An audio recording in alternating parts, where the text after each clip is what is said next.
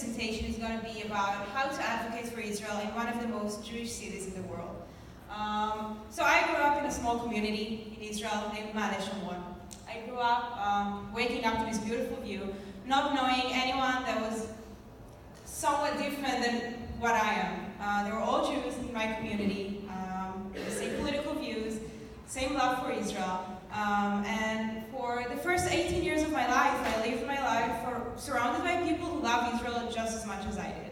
And everything changed when I enlisted in the army. So during Operation Protective Edge, I was the spokesperson of the 188th Brigade. It's an armored corps brigade. And as a part of my position, I brought many journalists to actually go into Gaza with my brigade.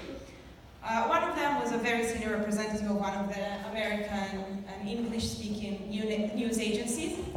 And before we went into Gaza with my commander, Tomer, he asked him, "Tell me, Commander, do you have kids?" And my commander looked at him and said, "Yeah, why?" And he said, "Okay, and how do you feel about the fact that like, just a few minutes from now you're going to kill kids the age of your kids?" And I was standing there, 19, and shocked. For the first time in my life, I encountered people who not just don't like Israel the way I did, but their perception of Israel was inherently different than mine. And I felt like the international community, and especially the media, have no idea what's going on in Israel, what are we facing. So at that moment, I understood that this fight that I'm fighting in the IDF has to continue once I finish my service. So I arrived in New York, or Jew York. It's one of the most Jewish cities in the world, the highest concentration of Jews outside of Israel. And really in New York, you have everything, from JDL to JVP. They're all Jews, and across the political spectrum, you can find any group with different agendas. Just for people who might not know them, JVP is an organization that's not just on campuses, but mainly working on campuses, Jewish Voice for Peace.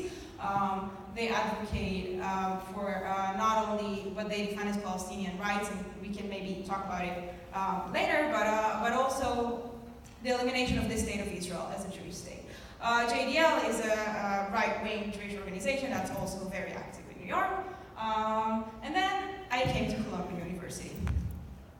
I decided to come to Columbia not only because it was a great school, but also because I heard, and I'm sure many of you have, that Columbia is one of the worst schools to be Jew at in the entire United States. And I came there knowing that it's going to be hard to be a Jew, and more than that, to be a pro-Israel and unequivocally supporting Israel and loudly, as you can probably hear, in Columbia's campus. So I came there knowing it's not going to be easy, and I came there ready to fight this fight, but then I discovered it's much harder than I thought. People at Columbia are not just pro-Israel, it's not just the students, but mainly the professors. But then I came to another realization. When I came to Columbia, I met people who are not like me, who were different from me in any possible way. And then I understood that if you want to make Zionism and the story of Israel a real cause, a real social justice cause, as probably happens at UC Berkeley, people want to be social justice warriors. They don't care about high tech, they don't care about cherry tomatoes. You have to make it about them, about what interests them. And more than that, you cannot leave it as a marginal cause only for the Jewish community. You have to get non-Jews involved in what you do on college campuses. And this is what we do at Students Supporting Israel at Columbia. So we have non-Jews involved in what we do in two really important dimensions. First of all, our group has many non-Jew members. Two of my board members are not Jewish, one from an Iranian family and another from a country that does not recognize Israel. They've both been to Israel.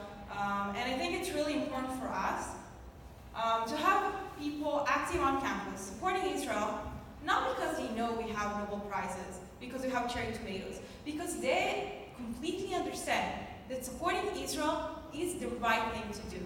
This is the most moral and progressive cause there is.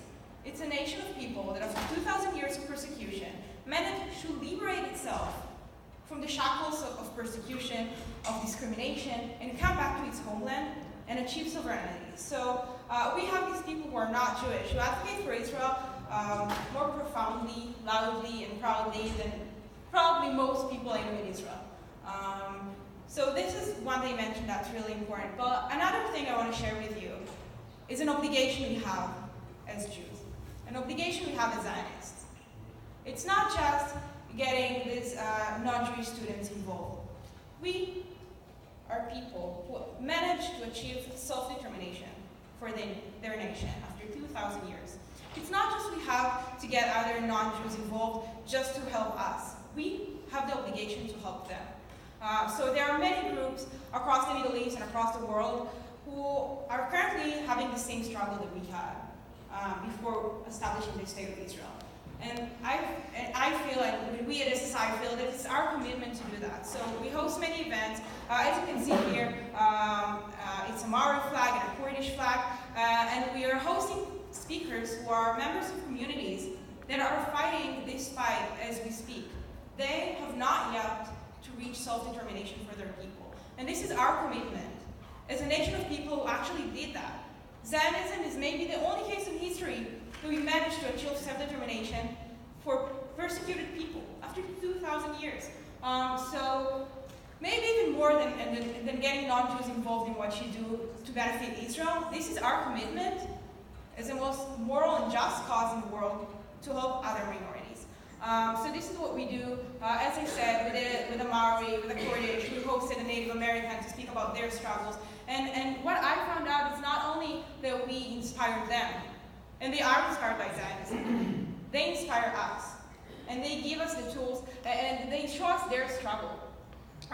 So this is the two things I really encourage you to do on campus. And as you walk out this door, I really hope you keep that in mind. You can't make Zionism a moral cause, something that people want to advocate for, if you live it only for the Jewish community to do. It's just not going to happen. If you live it just as a cause for the Jewish people, so if you're all going to make Aliyah, nobody on campus is going to support Israel. And then you're going to wake up tomorrow to a very, very different United States, one that you don't want to live in. So this is my 5 cents on getting non-Jews involved and our commitment to non-Jews on our campuses and across the world. And thank you very much.